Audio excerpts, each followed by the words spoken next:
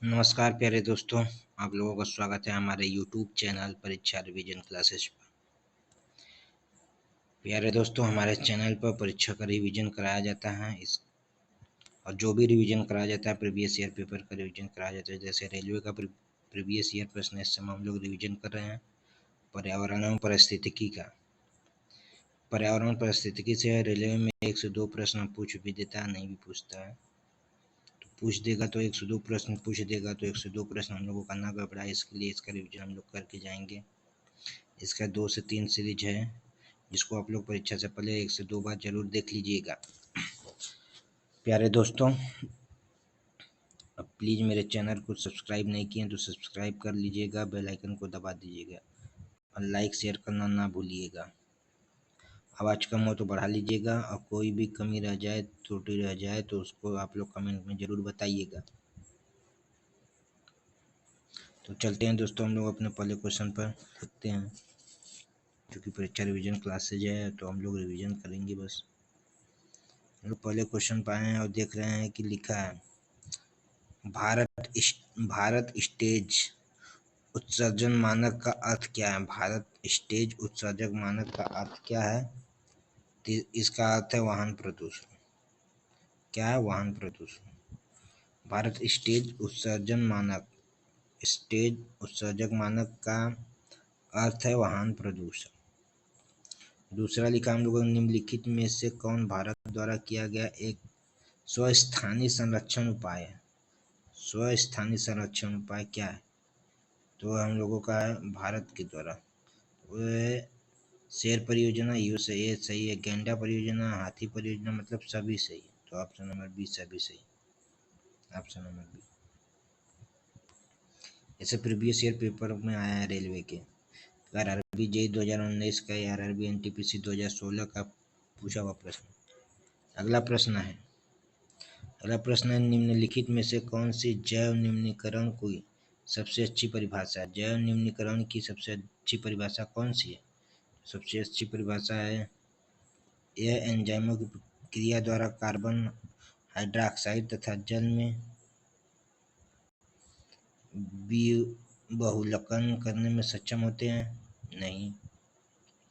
यह मृतजीवी जीवों की वृद्धि के लिए एक उपयुक्त और पर्याप्त पोषक तत्व स्रोत है। नहीं। यह जीवाणु या जीवाणु जनित एंजाइमों की क्रिया द्वारा आसानी से छोटे अणुओं में पच जाता है। ये भी नहीं। तो ये नहीं, तो आपने सही कौन? तो ऑप्शन नंबर डी सही हो जाएगा। जब 3 सही नहीं तो ये वाला ऑप्शन सही होगा। ये ऑप्शन नंबर डी है। रोगाणुओं की क्रिया द्वारा हानि रहित उत्पादों में विघटित होने में सक्षम होते हैं। क्या होते हैं? रोगाणुओं की क्रिया द्वारा हानि रहित उत्पादों में विघटित होने में सक्षम होते हैं जैव निम्नीकरण में। टुंड्रा पारिस्थितिकी तंत्र, ये जो टुंड्रा पारिस्थितिकी तंत्र है किसका उदाहरण है? आरआरबी जेईई 2019 में पूछा हुआ, किसका उदाहरण है? टुंड्रा पारिस्थितिकी तंत्र किसका उदाहरण है? ये उदाहरण है टुंड्रा वृक्ष रहित क्षेत्र का। टुंड्रा है तो वृक्ष रहित क्षेत्र का। किसका? वृक्ष रहित क्षेत्र का। ऑप्शन नंबर डी सही। स्थानीय प्रजातियां पौधों और जानवरों की वे प्रजातियां हैं जो हैं क्या है? स्थानीय प्रजातियां पौधों और जानवरों की वह प्रजातियां हैं जो हैं क्या है? जो एक किसी विशेष क्षेत्र में मिलते हैं। स्थानीय प्रजातियां जो किसी विशेष क्षेत्र में मिलते हैं वो पौधों और जानवरों की विशेष प्रजातियां होती हैं। अगला प्रश्न है, चिपको आंदोलन की तरह निम्नलिखित में से किसका उद्देश्य उत्तर कन्नड़ जिले में वनों की रक्षा करना है? चिपको आंदोलन की तरह उत्तर कन्नड़ जिले में वनों की रक्षा करना किसका उद्देश्य है? तो उद्देश्य है किसका है? उद्देश्य है कान्हा राष्ट्रीय उद्यान, वेदथंगल पक्षी अभ्यारण्य, केवलादेव राष्ट्रीय उद्यान, रंगनाथिट्टू पक्षी अभ्यारण्य। तो ये किसका है? वेदथंगल पक्षी अभ्यारण्य। ऑप्शन नंबर सी सही, वेदथंगल पक्षी अभ्यारण्य। ये वाला सही है तो ऑप्शन नंबर सी में है, तो ऑप्शन नंबर सी सही।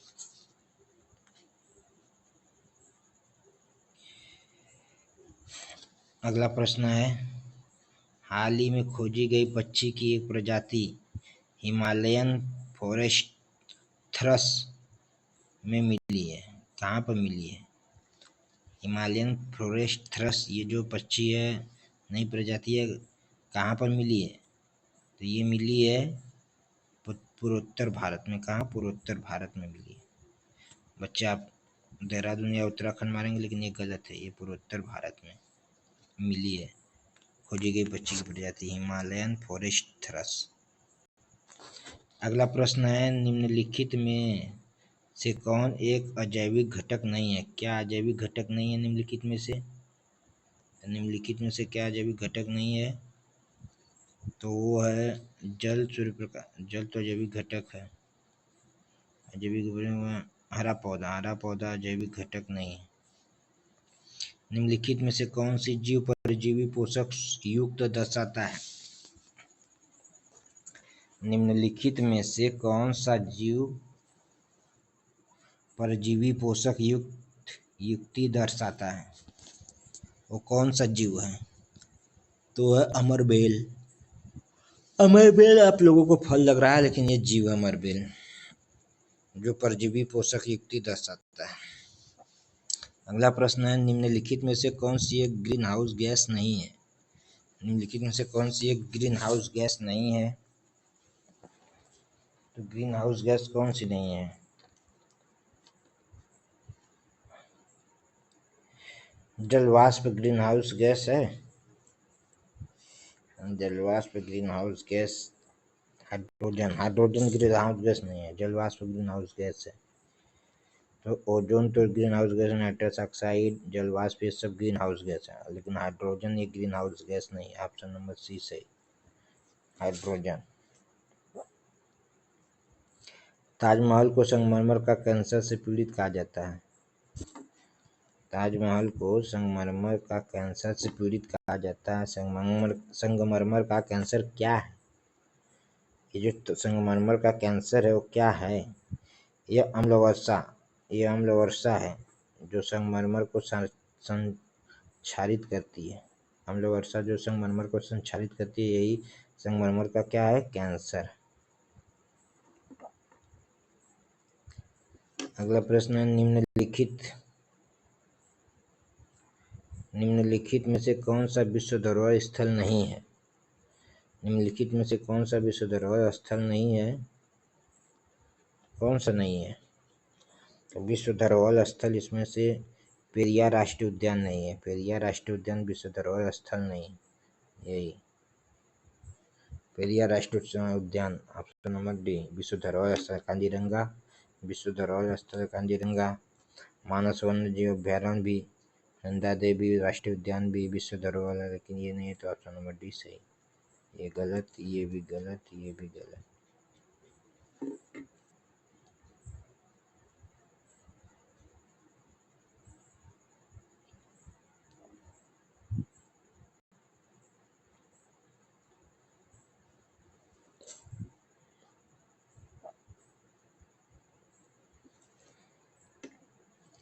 अगला प्रश्न है, वन्य जीवन के लिए नामित एक क्षेत्र जिसमें पारिस्थितिकी तंत्र और प्राकृतिक संसाधनों तक उनकी अप्रतिबंधित पहुंच है, उसे क्या कहा जाता है?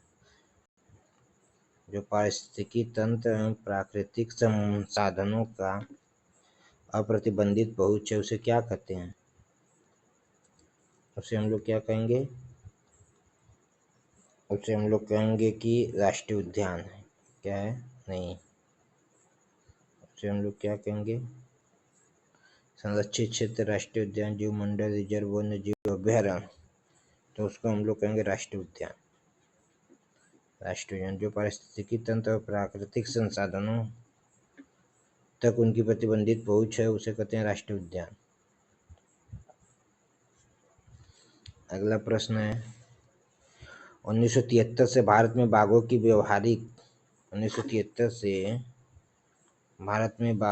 व्यावहारिक आबादी को बनाए रखने के लिए भारत सरकार द्वारा ये एक योजना है। भारत सरकार द्वारा एक योजना क्या है? Project tiger. प्रोजेक्ट टाइगर जो है बाघों के व्यवहार आबादी को बनाए रखने के लिए प्रोजेक्ट टाइगर एक ये जो प्रोजेक्ट टाइगर ये एक योजना है भारत सरकार की। अगला प्रश्न है, ओखला पक्षी अभ्यारण्य कहाँ स्थित है? ओखला पक्षी अभ्यारण्य कहाँ स्थित है? ये जो ओखला पक्षी अभ्यारण्य वो कहाँ स्थित है? ओखला पक्षी अभ्यारण्य स्थित है एनसीआर क्षेत्र में। कहाँ? एनसीआर क्षेत्र, ऑप्शन नंबर एनसीआर क्षेत्र में। ये एनसीआर क्षेत्र में स्थित है। एनसीआर क्षेत्र, ऑप्शन नंबर बी सही, एनसीआर क्षेत्र में, क्योंकि बी में बी लिखा है तो एनसीआर क्षेत्र में सही।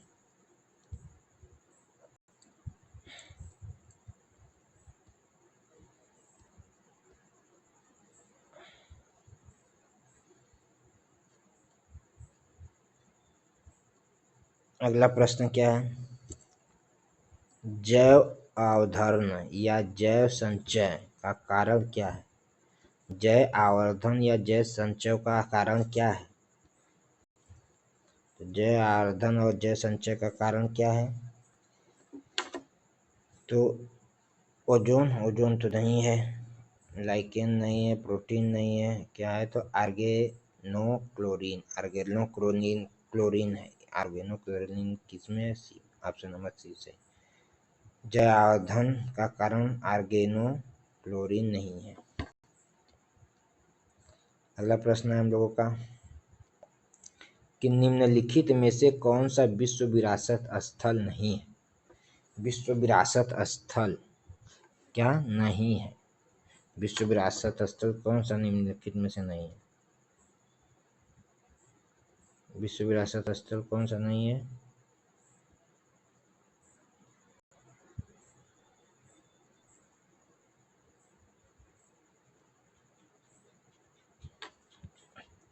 निम्नलिखित में से विश्व विरासत स्थल कौन सा नहीं है? तो ये पेरियार राष्ट्रीय उद्यान विश्व विरासत स्थल नहीं है। पेरियार राष्ट्रीय उद्यान, पेरियार राष्ट्रीय उद्यान विश्व विरासत स्थल नहीं है। और ये सब विश्व विरासत, नंदा देवी, मानस, कांजीरंगा, ये विश्व विरासत स्थल। ओजोन छिद्र क्या है? ओजोन छिद्र क्या है? ये मोस्ट इंपॉर्टेंट प्रश्न है कि ओजोन छिद्र क्या है? ओजोन छिद्र क्या है? तो ओजोन छिद्र, ओजोन परत का, ओजोन छिद्र ओजोन परत का विनाश है। ओजोन छिद्र ओजोन परत का विनाश है। ऑप्शन नंबर डी सही। ओजोन छिद्र क्या है? ओजोन छिद्र ओजोन परत का विनाश है। वातावरण में छिद्र नहीं, क्षोमंडल में छिद्र, ये भी गलत। वायुमंडल में छिद्र गलत, ये ओजोन परत का विनाश है, सही। Option number D. अगला प्रश्न है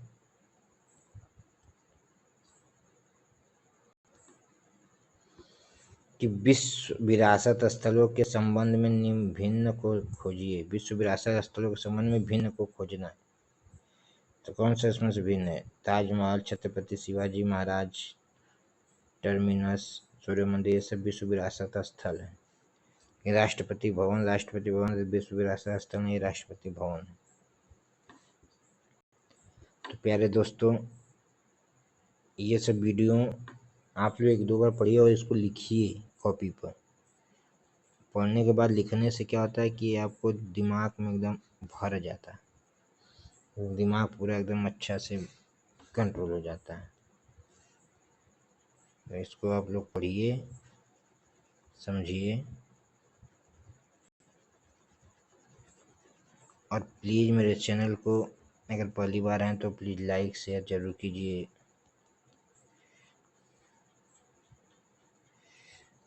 लाइक शेयर करने में कुछ होगा नहीं प्यारे दोस्तों, केवल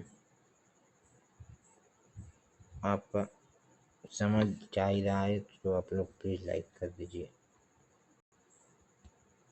थैंक यू दोस्तों।